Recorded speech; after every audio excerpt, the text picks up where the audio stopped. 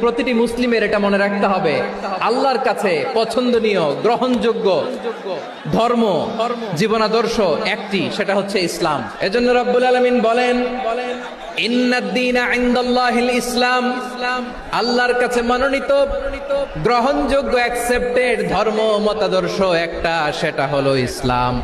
ইসলাম ছাড়া অন্য কোন ধর্ম যদি কেউ তালাশ করে, তার ওই ধর্ম আল্লাহ গ্রহণ করবে না।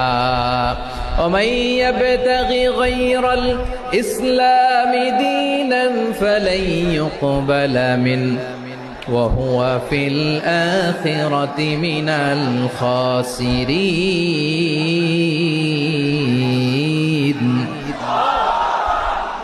Whoever seek anything except Islam, that won't be accepted from him, and he will be loser in the day of judgment. কিয়ামতের দিন ইসলাম ছাড়া কেউ যদি অন্য কোন ধর্ম তালাশ করেছে দুনিয়াতে, তার এই মতাদর্শ গ্রহণ করা হবে না, and he will be loser, ক্ষতিগ্রস্ত, হাই কোম্পানির ম্যানেজার, ওর আমও শেষ, সালাও শেষ। প্রত্যেক নামাজ শেষে আমরা আল্লাহরে বলি, আল্লাহ রাদিতু বিল্লাহি রাব্বা ওয়া বিল ইসলামি দীনা ওয়া বি মুহাম্মাদিন নাবিয়ান ওয়া রাসূলা। ও আল্লাহ, তোমারে রব হিসেবে পেয়ে আমরা খুশি। ও আল্লাহ, ইসলামকে ধর্ম হিসেবে পেয়ে আমরা খুশি। বিশ্বনবীকে আমাদের রাসূল পেয়ে আমরা খুশি।